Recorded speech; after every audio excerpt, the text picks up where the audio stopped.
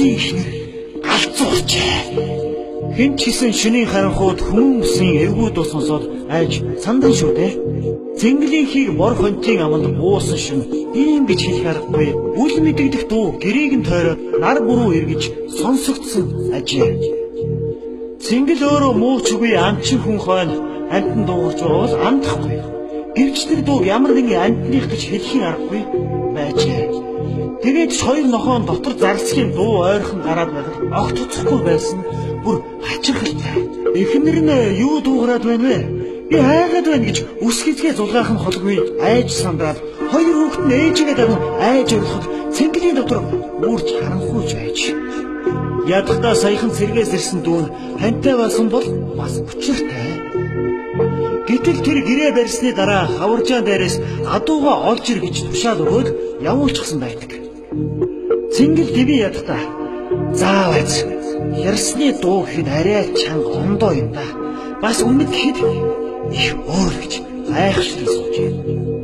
Түрүүчийн гэрийнхээ гадаа олс ихэд зогсож байхад энэ сонин муухай дуу гарсан бөгөөд тэгэхэд цэнгэл гөлгөн чонл олж байна. Дээд хотны магсрын хүүхдүүд саяхан нэг чоны үүрийг тоноод гिचиг чоныг нь буудчихсан юм гэдэг. Тэгээд ихгүй болсон амтан айл бараадаад ölж байхгүй юу да гэж санаагаараа буудсан боловч удалгүй өөрөө хүртэл эвгүйцээд гихтээ явж орхисон юм санаж. Толгойтой ус арзаймаа гэн хуйлах давхацсан ийм дуу ямар амтнаас гарч болох вэ гэж толгоогоо гашилт бодсон цэнгэл. Ямар ч байсан амтных биш. Харин хүнийх байж болох. Хүнийхтэй бүр улангасч галзуурсан хүн л ингэж хачин мухай орлох байх та гэж өөрөө өөртөө дүгнэлтийгээд юудаж ихнэр хүүхдээ тайвшруулъя гэж бодон 3 зай угсардаг орос гарч хилдэндээ аваад уугаа мөрлөн гарахтаа нэг хий буу тавиад үзье гэж боджээ. Гэтэл хоёр нохоо гэрийнхээ хаяанд ирчихсэн таслаж гэнэ. Бараг гэртээ дайж орох нь олгүй зогсож байх үзэл бүр самгардан золтол буцаад хүүгээд орчихсонгүй лээ. Шүний их талд юу ч үл харагдах бөгөөд нөгөө аимшигын амтны хоолоо хяхах мэт инээснээ их их татан уйлах айдан сонсогдсоор байлаа. Цэнгэл ямар ч байсан дуу гарч байгаа зүг рүү бууга багцаагаар нь чиглүүлсэн бай. Гохыг нь дарж орлоо. Тэгтэл чихт өчрөөсөө их чимээ гарч эргэн тойрон намжин болсноо. Гэнэт харанхуйн дундаас хагас галзуу илий болоо гэмээр хүний дуу.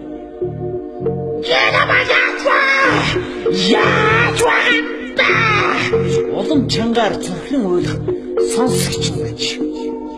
Бараг нүд юм харахаа болоод чихэнд юу ч дуулахаа бол айжчихсан цэнгэл. Хөөгдсөн мэт гэртээ унаж тусах нь олгүй явж ороод хаалгаа ангин төвчжээ. Авгаан гэрлүүгээ хүүхмэд ойртож байгаа хачин хүний орилоо бархнааныг сонсоод тэр дороо ухаан алдан унаж хүүхдүүд нь улам чанга чарлан уйлаллаа. Тэгтэлч нөгөө хачин дуутай амтын яг гэрийнх нь гадаа ирчихээр хоёр нохоог нь хүү татан идэж байгаа мэт чимээ гарч байжээ. Цэнгэл хичнээн айсаж үртхэн гисэндээ хэдэн хүүхдээ араар нь хийж аваад буугаан үүд рүү зүглүүлэн гохыг нь дарахад бэлтэн сууж байдаг. Гэрийн гадаа хоёр нохоо нэг зүйл рүү хард хурдхийн дайрч сонсогдоод гинэт морин төвөргөө гарч дооchi гэж нохоо занах танил дуу үхэрмал мөөрг мэд шинээ сонсогджээ.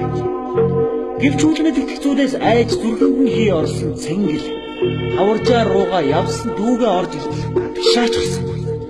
Буугаач доош нь буулгасангүй. Дүүн орж ирвэлцээ гэр доторх мундай сундаг байдлыг үзээд оргодол хулгайч дээрэмч орж ич үүмэлчээд яваа юу гэж боджээ. Цэнгэл авгаагаан ус цацсан сэргээ хоорондоо чамд ямар нэг хачин хүний дуу сонсогдсонгүй юу гэж асуусан байна. Дүүн надад одоо юу ч сонсогдсонгүй. Харин гэрийн ойролцоо ирж явхад таны буу дуугч мээрсэн. Би надад л дохиогч байгаа юм байлгүй дээ гэж бодсон шүү дээ гэж хэлсэн байна. Энэ явдал нь үнэхээр бодит тохиолдсон явдал бөгөөд цэнгэлийн авгаа түүнээс хойш хий юм дуудаад ирлээ гэж орилсон. Галзуурсан гашуун түүхтэй. Гэхдээ дээрх тохиолдол нь хүнд тийм ч муу юм зүйл хүргэж чаддгүй зөвхөн хий тоо чимээл бөгөөд Монгол орны өргөн уудам тал их бай өвчин хаан чимэрхүү дуу чимээ шингэсэн газар захаас аваад байдаг тул мэдэж явахад илүү төхгүй эзээ сонсогчдоо.